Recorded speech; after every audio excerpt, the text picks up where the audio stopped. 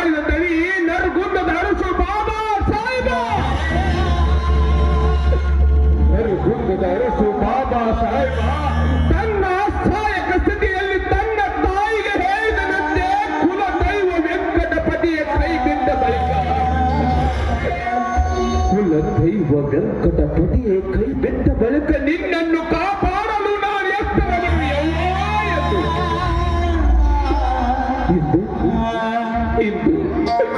ಇಂದು ಈ ನಿನ್ನ ಮಗಳು ಕೂಡ ಅವನ ಮಾತಿನ ದಾಟಿಯಲ್ಲಿ ನಿನಗೆ ಹೇಳ್ತಿದ್ದೀನವ, ನಿನಗೆ ಹೇಳ್ತಿದ್ದೀನಿ ಯವ್ವ, ನಿನ್ನ ದಾರಿ ನಿನ್ನ ದಾರಿ ನಿನ್ನ ದಾರಿ ನೀ ಕಂಡುಕೋ ಯವ್ವ. ಯವ್ವ ಇಂದಿನಿಂದ ಈ ನಿನ್ನ ಮಗ ಹಿರಿ ಕಂದರದಲ್ಲಿ ವಾಸ ಮಾಡುತ್ತಾ ದೀನ ದಲಿತರ ಉದ್ಧಾರಕ್ಕಾಗಿ ಹೋರಾಡುತ್ತೇನೆ. ಇದ್ದಕ್ಕುಳ್ಳ ಕಾಲ ಸಂಪತ್ತುಳ್ಳ ದುಷ್ಟ ಶ್ರೀಮಂತನು ಸುಳಿದು ಅದನ್ನು ಇದು ನ್ಯಾಯ ಧರ್ಮದಿಂದ ಬಡವರಿಗೆ ಹಂಚುತ್ತಾ ಹೋಗುತ್ತೇನೆ. ಅವ್ವಾ ಈ ನಿನ್ನ ಮಗ ಲಕ್ಷ್ಮಣ ಕಿರಾತ ಕುಲದಲ್ಲಿ ಹುಟ್ಟಿದ ಗಂಡು ಗಲಿ ಸಿಂಧೂರ ಹುಲಿ ಎಂದು ಭಾರತದ ಇತಿಹಾಸದ ಸುವರ್ಣಾಕ್ಷರ ಪುಟದಲ್ಲಿ ಈ ನಿನ್ನ ಮಗನ ಹೆಸರು ಅಚ್ಚರಿಯದೆ ಉಳಿಯಲೆಂದು ಆಶೀರ್ವಾದ ಮಾಡಿ ಕಳಿಸಿಕೊಡುತ್ತಾಯಿ ಈ ನಿನ್ನ ಮಗನನ್ನ. ಈಗ ಬಬಲಾದಿ ಅಜ್ಜರ ವಾಕ್ಯ ಮುಖಾಂತರ ವಂದಾರ್ಪಣೆ ಮುಗಿಸ್ತಾ ಇದ್ದೀನಿ.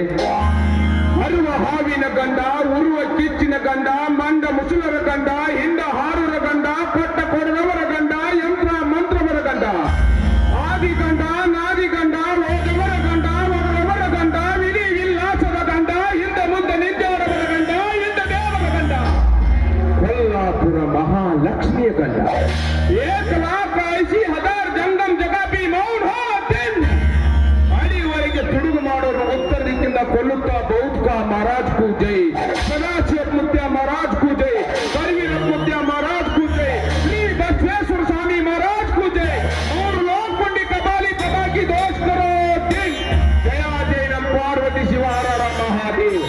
ವೇದಿಕೆ ಮೇಲೆ ಆಶೀರ್ವಾದ ಎಲ್ಲ ಗಣ್ಯಮಾನ್ಯ ವ್ಯಕ್ತಿಗಳಿಗೆ ಹಾಗೂ ನಮ್ಮ ಕಂಪನಿ ಪರವಾಗಿ ಹಾಗೂ ನಮ್ಮ ಊರಿನ ಪರವಾಗಿ ಅತ್ಪೂರ್ವಕ ವನ್ನಾರ್ಪಣೆ ಸಲ್ಲಿಸುತ್ತಾ ಈ ವನ್ನಾರ್ಪಣೆ ಭಾಗನ ಮುಗಿಸುತ್ತೇನೆ. ಜೈ ಹಿಂದ್, ಜೈ ಕರ್ನಾಟಕ. ಸ್ವಾಗತ ಸುಸ್ವಾಗತ.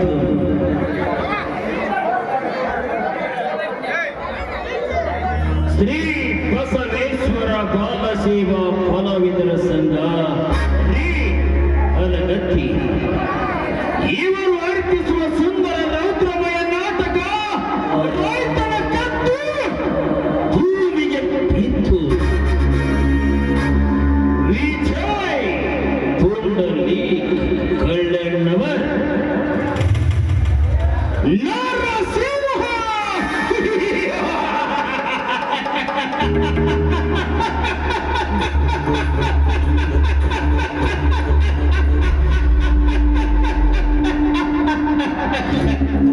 ಮಲ್ಲಿಕಾರ್ಜುನ ಕೋಟೆಗೆ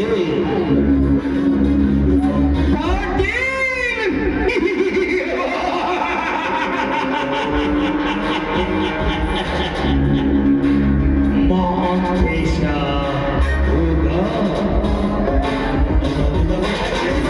ಶಂಕರಣ್ಣ ಕುಮಾರ ಕಾಣಾಪು ಜಗದೀಶ್ ಶ್ರೀನಿವಾಸ ಹೊಸಕೋಟಿ ಪುತ್ರ ಹನುಮಂತ ಕಳ್ಳಣ್ಣವರ್ ಗೋವಿಂದ ವಿಠಲ್ ಸವಳಿ ಧರ್ಮಿ ಶರ್ಮ ಕೋಡಿಕಟ್ಟಿ ಬಸವರಾಜ್ ಕೋಡಿಕಟ್ಟಿ ಕೆಂಚ ಆಕಾಶ ಮಲ್ಲೇಶಿ ರವಿ ಅಸುಂಡಿ ಮದನ್ ಲಾಲ್ ವಿಕಾಸ ಚೀನಿವಾಲರ್ ಎಂಬಿ ಲಕ್ಷ್ಮಣ ಪುಂಡಲಿಕ ಬೆಂಗಳೂರು ಮೂರ್ತಿ ರಾವಣ ವಿನೋದ್ ಹೊಸಕೋಟಿ ರುಕ್ಕು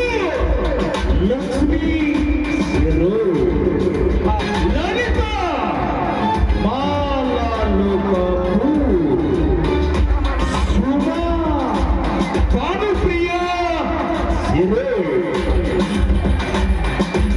ರಂಗಸಜ್ಜಿಕೆ ಸಂಗೀತ ರುಕ್ಮಿಣಿ ಮಿಸ್ಕಲೈ Chitra Banukote lighting Mahantesh drama scenes ಚಿಚಡಿ ಅಧ್ಯಕ್ಷರು ಎಸ್.ಆರ್. ಹೊಸಕೋಟೆ ಎಚ್.ಎನ್. ಹುಮಾರ್ ಡೈರೆಕ್ಷನ್ ಬಸವರಾಜ್ ಸಿ. ಮಡಿವಾಳರ್ ಶರಣಪ್ಪ ಕೋಟಿಗೆ ಸುಗಮ್ ಶಾಂತರಾಜ್ ಪ್ರವರ್ತತೆ ಉತ್ತಿಷ್ಠ ನರಸಾರ್ಧೂಲ ಕರ್ತವ್ಯಂ ದೈವಮಾಹ್ನಿಕಂ ಉತ್ತಿಷ್ಠೋತ್ತಿಷ್ಠ ಗೋವಿಂದ ಉತ್ತಿಷ್ಠ ಗರುಡಧ್ವಜ ಉತ್ತಿಷ್ಠ ಗಮನಾಕಾಂತ ತ್ರೈಲೋಕ್ಯಂ ಮಂಗಳಂ ಕುರು ಕೌಸಲ್ಯಾ ಸುಪ್ರಜಾ ರಾಮಪೂರ್ವಾ ಸಂಧ್ಯಾ ಪ್ರವರ್ತತೆ ಉತ್ತಿಷ್ಠ ನರಸಾರ್ಧೂಲ ಕರ್ತವ್ಯಂ ದೈವಮಾಹ್ನಿಕಂ उत्तिष्ठ गोविंद उत्तिष्ठ गरुडध्वज उत्तिष्ठ कमलाकान्ता त्रैलोक्यं मङ्गलं कुरु कौसल्या सुप्रजा रामपूर्वा संध्या प्रवर्तते उत्तिष्ठ नरसार्धूला कर्तव्यं दैवमाह्निकम्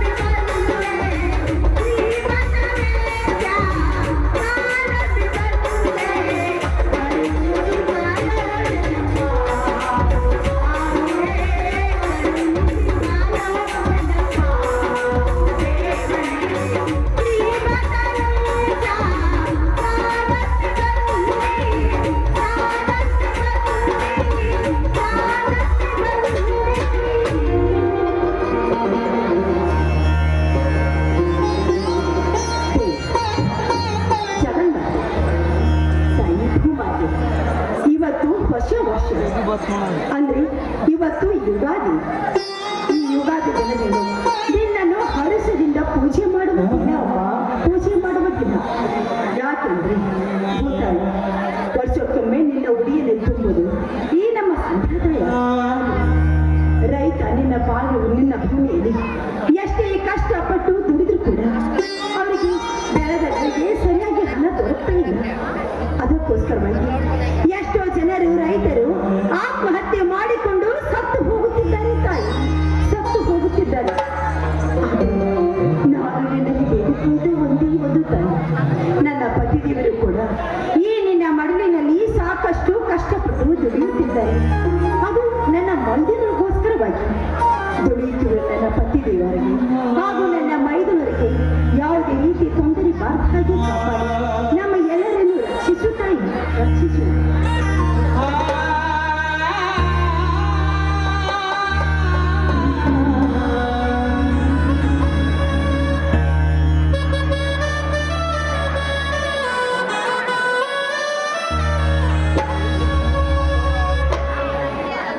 ಲಲಿತಾ, ಲಲಿತಾ, ಬನ್ನಿ ಸ್ವಾಮಿ, ಈಗ ಬಂದ್ರ? ಅಲ್ಲರಿ ಒಬ್ಬರೇ ಬಂದಿದ್ರಲ್ಲ, ಭದ್ರ ಬರ್ಲಿಲ್ವೇ? ಅವನು ಹಿಂದೆ ಬರುತ್ತಿದ್ದಾನೆ ಲಲಿತಾ. ಮಾವಿನ ತೋಟಕ್ಕೆ ಹೋಗಿ ಮಾವಿನ ಸೊಪ್ಪುಗಳನ್ನು ಕಿತ್ತುಕೊಂಡು ಬಾ ಅಂತ ಹೇಳಿ ಕಳಿಸಿದ್ದೇನೆ. ಹಾ, ಅದಿರ್ಲಿ ಲಲಿತಾ, ನಾನು ಈ ಭೂಮಿಯನ್ನು ಅಗೆದು ಹೆಂಡೆಯನ್ನು ತೆಗೆದುಕೊಡುತ್ತೇನೆ. ನೀನು ಅದನ್ನು ಪೂಜೆ ಮಾಡು, ಆಯ್ತೆ? ಆಯ್ತು ರೀ.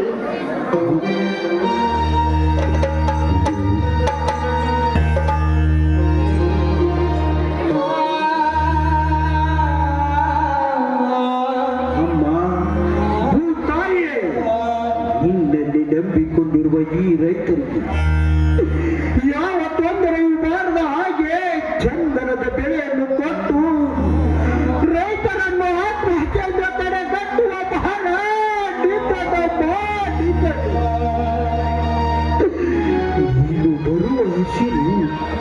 ನೀನು ಬರುವ ಹಸಿರು ರೈತರಿಗೆ ಉಸಿರಾಗಬೇಕು ವಿನಃ ಆ ಉಸಿರನ್ನೇ ಕಿತ್ತುಕೊಳ್ಳುವ ಹಾಗೆ ಆಗಬಾರದಮ್ಮ, ಆಗಬಾರದು. ಈ ಪ್ರಪಂಚದಲ್ಲಿ ನಿನ್ನನ್ನೇ ನಂಬಿಕೊಂಡು ಎಷ್ಟೋ ಜನರು ಆತ್ಮಹತ್ಯೆ ಮಾಡಿಕೊಂಡಿದ್ದಾರೆ. ಇನ್ನು ಎಷ್ಟೋ ಜನರು ನಿನ್ನನ್ನೇ ತ್ಯಜಿಸಿ ಬೇರೆಯವರಿಗೆ ಮಾರಿ ಪಟ್ಟಣವನ್ನು ಸೇರಿದ್ದಾರೆ. ಆದರೆ ನಾನು ಮಾತ್ರ ಹಾಗಲ್ಲ. ನಿನ್ನ ಮೇಲೆ ನಂಬಿಕೆಯನ್ನಿಟ್ಟು ಇನ್ನು ಜೀವಿಸುತ್ತಿದ್ದೇನೆ. ಮಣ್ಣಲ್ಲೇ ಹುಟ್ಟಿ ಮಣ್ಣಲ್ಲೇ ಬೆಳೆದು ಇದೇ ಮಣ್ಣಲ್ಲೇ ಹೊಳ್ಳು ತೆಗೆಯಲು ಸಿದ್ಧನಾಗಿ ನಿಂತಿದ್ದೇನೆ. ತಾಯಿ, ಈ ವರ್ಷ ಮುಂಗಾರು ಮಳೆಗೆ ಬಂಗಾರದ ಬೆಳೆಯನ್ನು ಕೊಡುತ್ತಾ ಈ ಬಂಗಾರದ ಬೆಳೆಯನ್ನು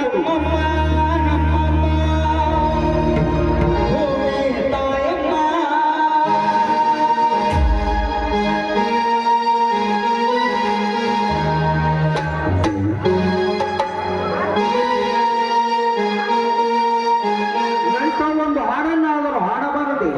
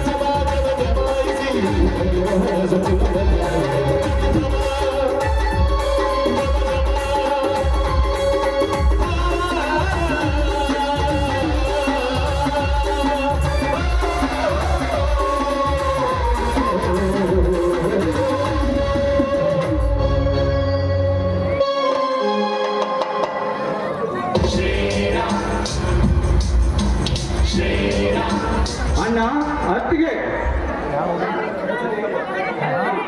ಭಾರತವದ್ರ ಈಗ ಬಂದ್ಯಾ? ಒಳ್ಳೆ ಸಮಯಕ್ಕೆ ಬಂದಿದ್ಯಾ ಅಂದ್ಮೇಲೆ ಎಲ್ಲರೂ ಸೇರಿ ಒಟ್ಟಿಗೆ ಪೂಜೆ ಮಾಡಿದ್ರಾಯ್ತು. ಆಯ್ತು ಅತ್ತಿಗೆ.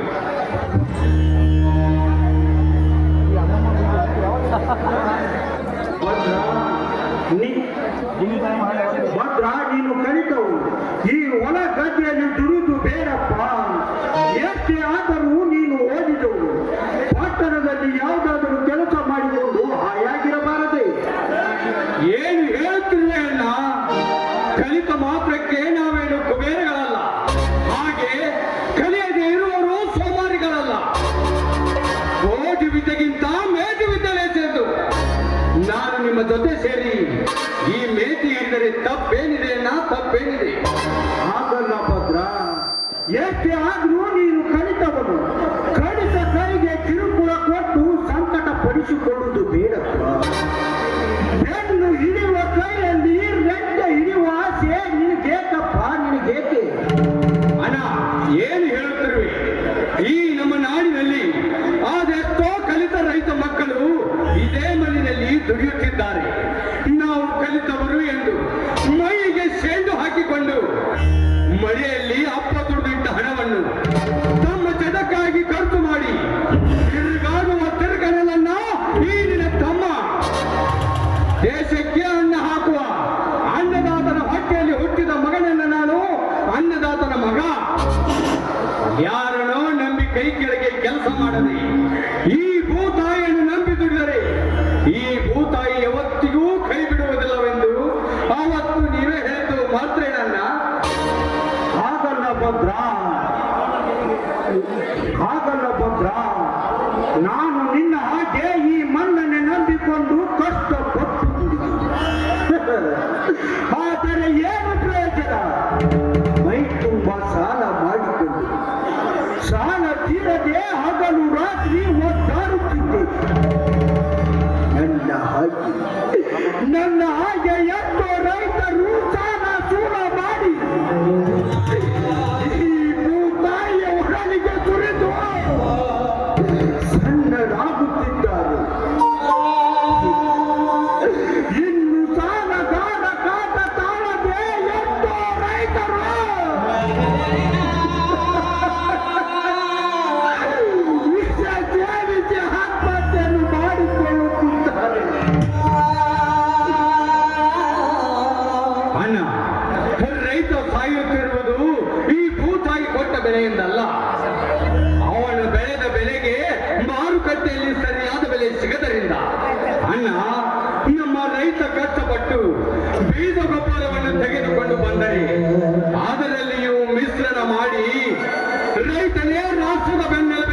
ಬಾಗಿನ ಬಿಗಿದು ಆ ಬನ್ನೆ ಮುಗಿಯುತ್ತಿರುವ ಈಗಿನ ಸರ್ಕಾರವೇ ರೈತರ ಆತ್ಮಹತ್ಯೆಗೆ ಮೂಲ ಕಾರಣ.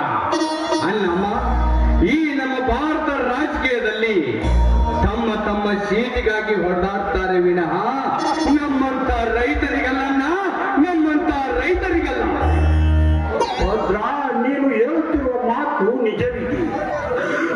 ಆದರೆ ಸರ್ಕಾರ ಕೊಡುವ ಬೀಜ ಗೊಬ್ಬರಗಳ ಬೆಲೆ ಮಾತ್ರ ಕಟ್ಟಡಕ್ಕಿದೆ.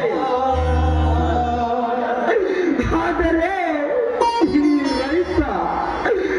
ರೈತ ಬೆಳೆದ ಬೆಳೆಗೆ ಬೆಲೆ ಇಲ್ಲದಂತಾಗಿದೆ. ಇದೇ ರೀತಿ ಮುಂದುವರಿಯುತ್ತಾ ಹೋದರೆ ನಮ್ಮಂತ ರೈತರು ಬದುಕುವುದಾದರೂ ಹೇಗೆ? ಹೌದಪ್ಪ, ಈಗಿನ ಕಾಲದಲ್ಲಿ ಬಡ ರೈತರ ಮಕ್ಕಳು ಎಷ್ಟೇ ಓದಿ ವಿದ್ಯಾವಂತರಾದ್ರೂ ಕೂಡ ನೌಕರಿ ಸಿಗದೆ ನಿರುದ್ಯೋಗಿಗಳಾಗಿ ಹಾಗೆ ಅಲಿದಾಡ್ತಾ ಇದ್ದಾರೆ.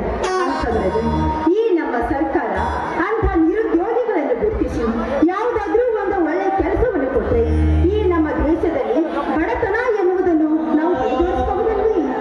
ನಿಜ ಅತ್ತಿಗೆಮ್ಮ, ನಿಮ್ಮ ಮಾತು ನಿಜ. ಈಗಿನ ಸರ್ಕಾರವು ನಾವು ಕೊಡುವ ಲಂಚಕ್ಕೆ ಬೆಲೆ ಕೊಡುತ್ತದೆ ವಿನಃ ನಾವು ಕಲಿತ ವಿದ್ಯೆಗಲ್ಲಮ್ಮ, ನಾವು ಕಲಿತ ವಿದ್ಯೆಗಲ್ಲ. ಅಮ್ಮ, ಮುಂದೆ ದುಡ್ಡೇ ದೊಡ್ಡಪ್ಪ, ವಿದ್ಯೆಯಾದರಪ್ಪ. ನಾವು ಈಗಿನ ಸರ್ಕಾರಕ್ಕೆ ದುಡ್ಡೇ ನೆನೆಸುತ್ತದೆ ಅಮ್ಮ, ದುಡ್ಡೇ ನೆನೆಸುತ್ತದೆ. ಹೌದು ಭದ್ರ, ನೀನು ಹೇಳ್ತಿರುವ ಮಾತು ಕೂಡ ಸತ್ಯವಾಗಿದೆ. ಯಾಕೆಂದ್ರೆ ಇಂದಿನ ಈ ನಮ್ಮ ಸರ್ಕಾರ ತನ್ನ ಕುರ್ಚಿಯನ್ನು ಭದ್ರಪಡಿಸಿಕೊಳ್ಳೋದಕ್ಕೋಸ್ಕರವಾಗಿ ಹೋರಾಡುತ್ತೇ ವಿನಃ ನಿರುದ್ಯೋಗಿಗಳಿಗೆ ನೌಕರಿ ಕೊಡಬೇಕು ಅನ್ನೋದ್ರ ಬಗ್ಗೆ ಯೋಚನೆನೇ ಮಾಡುವುದಿಲ್ಲ.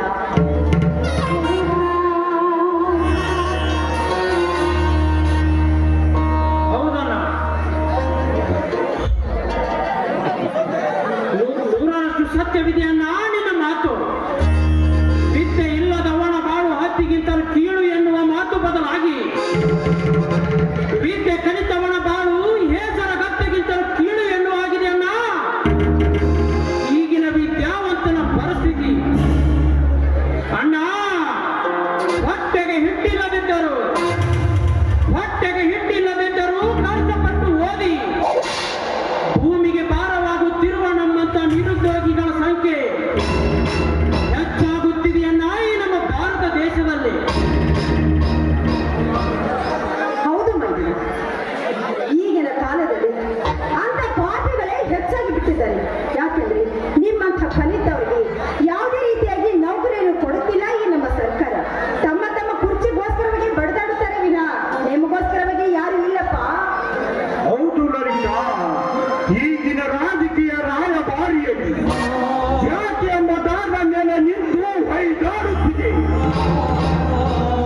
ಇದು ನಮ್ಮ ದೇಶ, ಇದು ನಮ್ಮ ನಾಡು, ಇದು ನಮ್ಮ ಊರು ಅನ್ನುವ ಬದಲು ಇದು ನಮ್ಮ ಜಾತಿ, ಇದು ನಮ್ಮ ಪಕ್ಷ ಎಂದು ನಾವೇ ಹೊಡೆದಾಡಿ ಕೊಡುತ್ತಿರುವುದು. ಇದು ನನ್ನದು ಎಂದು ಬಾಳದಿರಯ್ಯ, ಇದು ನನ್ನದು ಎಂದು ಬಾಳದಿರಯ್ಯ ಎಂದು ಬಸವಣ್ಣರು ಹೇಳಿದ ಮಾತು ಅರಿತು ನಡೆಯಬೇಕು. ಅಲ್ಲ, ಜಾತಿ ಯಾವುದಾದರೇನೋ, ಪಕ್ಷ ಯಾವುದಾದರೇನು, ಪಕ್ಷಕ್ಕೆ ನಿಂತ ವ್ಯಕ್ತಿ ನಿಯತ್ತಿದ್ದರೆ ಸಾಕು, ಈ ನಮ್ಮ ದೇಶಕ್ಕೆ ಉಸಿರೇ ಬಂದಂತಾಗುತ್ತದೆ. ನಾವು ಭಾರತೀಯರು ಎಲ್ಲರೂ ಒಂದೇ ಜಾತಿ ಎಂದು ತಿಳಿದುಕೊಂಡು ಒಬ್ಬ ಒಳ್ಳೆ ವ್ಯಕ್ತಿಯನ್ನು ನೋಡಿ ಓಟು ಹಾಕಿದರೆ ನಾವು ಹಾಕಿದ ಓಟಿಗೆ ಬೆಲೆಯಾದರೂ ಸಿಕ್ಕಿತನ್ನ, ಬೆಲೆಯಾದರೂ ಸಿಕ್ಕಿತು. ಹೌದಣ್ಣ, ನಮ್ಮ ದೇಶದಲ್ಲಿ ಪ್ರತಿಯೊಂದು ಪ್ರಜೆಗಳ ಒಂದೊಂದು ಓಟುಗಳು ಒಂದಕ್ಕಿಂತ ನೂರರಷ್ಟು ಬೆಲೆ ಇದೆ. ಆದರೆ ಅಂತ ಬೆಲೆ ಇರುವಂತ ಒಂದೊಂದು ಓಟುಗಳು ಒಂದೊಂದು ಸಾರಾಯಿ ಬಾಟ್ಲಿಗೆ ಮಾರಾಟವಾಗುತ್ತಿದೆ ಎಂದರೆ ಅಣ್ಣ, ಈ ಮನುಷ್ಯ ಪ್ರಾಣಿಗಿಂತ ಕೆಟ್ಟ ಪ್ರಾಣಿ ಯಾವುದೆಂದು ನಾವೇ ತಿಳಿದುಕೊಳ್ಳಬೇಕಾಗಿದೆ.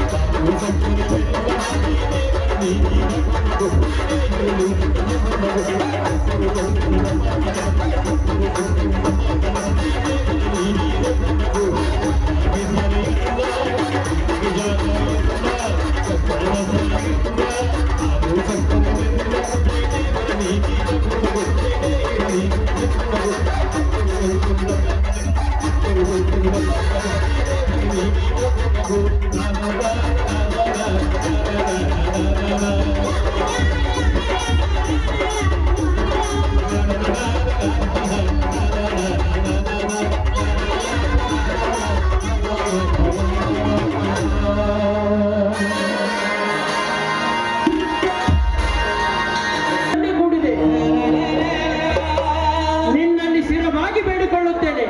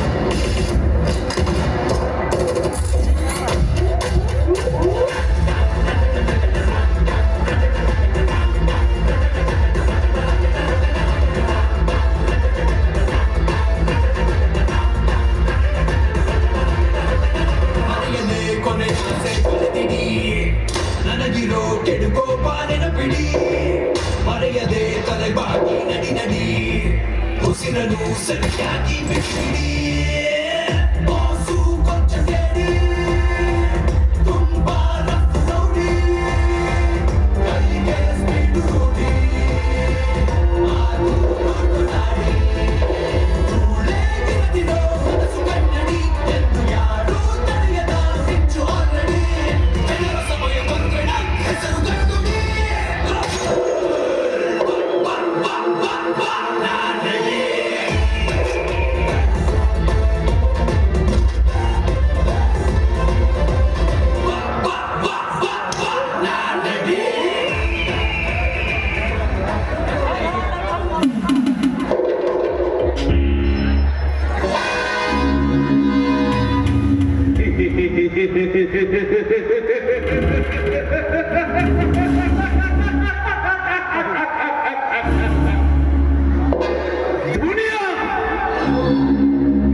ದುನಿಯಾ ಈಗಿನ ಕಾಲದಲ್ಲಿ ದುಡ್ಡಿದ್ದವರಿಗೆ ಮಾತ್ರ ದುನಿಯಾ ಎನ್ನುತ್ತಾರೆ. ಅದೇ ರೀತಿ ಯಾವುದು ರಾಣಿಯ ಮಣ್ಣು ಮುಚ್ಚಲು ಎದೆಯಲ್ಲಿ ತಾಕಿದ್ದವನಿಗೆ ಧೂಳೇ ಎನ್ನುತ್ತಾರೆ.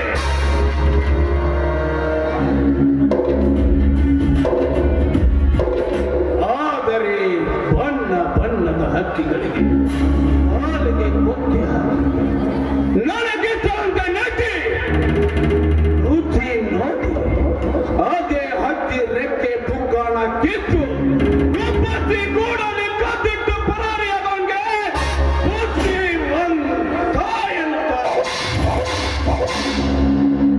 ಈ ಬುದ್ಧಿವಂತನ ತಲೆಯಲ್ಲಿ ವಿದ್ಯೆ ಇದೆ ಎಂದು ಸದ್ದಿಲ್ಲದೆ ಕರೆತಂದೆಯ ಪಾಟೀಲ್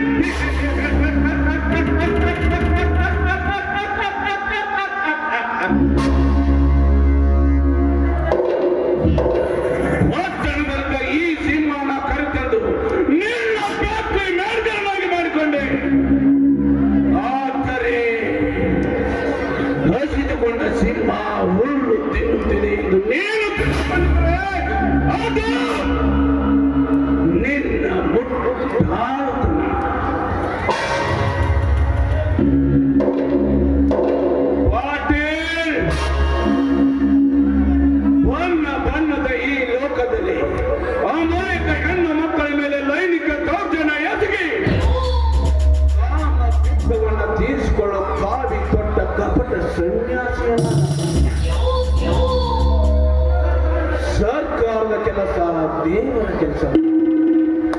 ಸರ್ಕಾರದ ಕಣ್ಣಿಗೆ ಮಣ್ಣೈತಿ. ಉಂಕಲ್ಲಿ ಲಕ್ಷ ಲಕ್ಷ ಲಕ್ಷ ಪಟ್ಟು ಆ ಲಂಚದಿಂದಲೇ ಕೋಟಿ ಕೋಟಿ ಸಂಪಾದನೆ ಮಾಡಿ 3-4 ಅಂತಸ್ತಿನ ಮನೆ ಕಟ್ಟೋ ಕಾಕಿ ಕದಿದ್ರಣ ಆದರೆ ಜನ ಸೇವೆ ಜನಾರ್ದನ ಸೇವೆಯನ್ನು ಚುನಾವಣೆ ಪೂರ್ವದಲ್ಲಿ ಸುಳ್ಳು ಭಾಷಣ ನೀಡಿ ಕೂರ್ಚೆ ಸಿಕ್ಕಿದ ಕೂಡಲೇ ಸರ್ಕಾರ ಬೊಕ್ಕಸವನ್ನು ಲೂಟಿ ಮಾಡುವ ನಿಮ್ಮಂಥ ದೊಡ್ಡ ರಾಜಕಾರಣಿಗಳನ್ನು ನಂಬೋದು ಬಹಳ ಕಷ್ಟ. ಪಾಟೀಲ್ ಎತ್ತಲ ಹುಳವು ತಾನು ಕಟ್ಟಿದ ಮನೆಯನ್ನು ಕೆರಳಿದ ಘಟಸರ್ಪ ಬಂದು ಅವನೆಲ್ಲ ನಾಶ ಮಾಡಿ ಆ ಮನೆಯನ್ನು ತನ್ನ ದಾಗಿ ಮಾಡಿಕೊಂಡಂತೆ ಇಂದು ನಿನ್ನ ಹೊರವನ್ನಿದ್ದುಕೊಂಡು ನಿನ್ನ ಸರ್ವ ಆಸ್ತಿಯನ್ನು ದಾಟಿಕೊಂಡು ಇಲ್ಲಿಂದ ಕಾಲು ಕೀಳದಿದ್ರೆ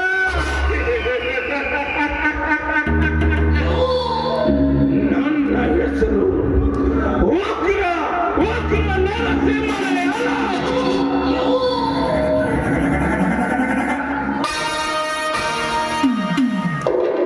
ಪಾಟೀಲ್ ನನ್ನನ್ನು ನಂಬಿಕೊಂಡು ಈ ಸುಟ್ಕೇಸಲ್ಲಿ ವಜ್ರದ ಹಳ್ಳುಗಳು ತುಂಬಿ ಮಾರಲು ಕಳಿಸಿದೆಯಾ?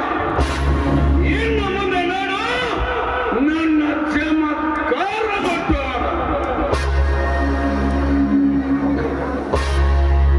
ಜೀವನದಲ್ಲಿ ಭಯ ಇರಬೇಕು, ಭಯ ಗುಂಡಿಗೆಲಿರ್ಬೇಕು. ಆದ್ರೆ ಗುಂಡಿಗೆ ನಮ್ದಲ್ಲ, ನಮ್ಮ ಎದುರುಗಡೆ ಒಂದಾಗಿರ್ಬೇಕು.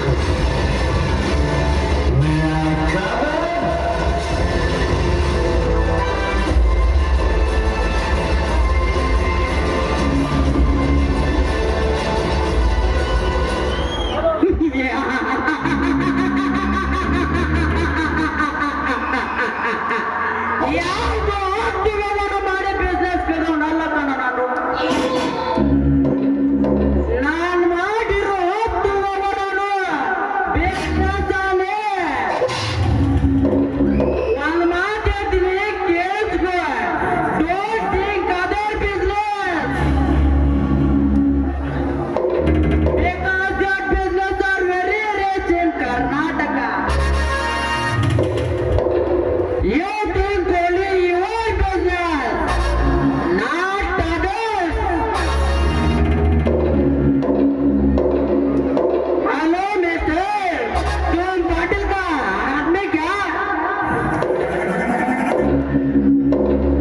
हाँ, मैं पाटिल का आदमी हूँ। ये तुम्हारा नाम क्या रे? मेरा नाम नरसिम्हा। नहीं तो फोन करेगा पाटिल को। तेरा भाई, एक मिनट तेरा. हेलो, नमस्ते पाटिल साहब, नमस्ते. मैं मदन लाल माताಡ್ತಿದ್ದೀನಿ. वो तुम्हारा आदमी है क्या? उसका नाम नरसिम्हा है. ये दोनों ने मुर्गा है क्या? अच्छा अच्छा, ठीक है. अरे मदन भाई, ಈಗಲಾದರೂ ನಂಬಿಕೆ ಬಂದಿದೆ. हाँ नरसिम्हा भाई, मेरा साथ पूरा. ये लो पैसे, तुम्हारा पास डायमंड है, वो निकालो, मैं भी देता हूँ. देखो भाई, अच्छा ठीक है, ये तुम्हारा पैसे लो, हमारा डायमंड लो. अच्छा नरसिम्हा भाई, हमारे एक दिन पिलेंगे.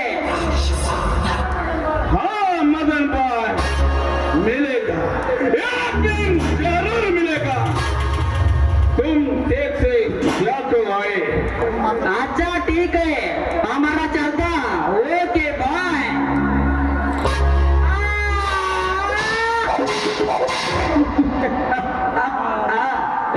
ಕೊನೆಗೂ ಮೋಸ ಮಾಡಿಬಿಟ್ರಲ್ರು, ಮೋಸ ಮಾಡಿಬಿಟ್ರಿ. ಈ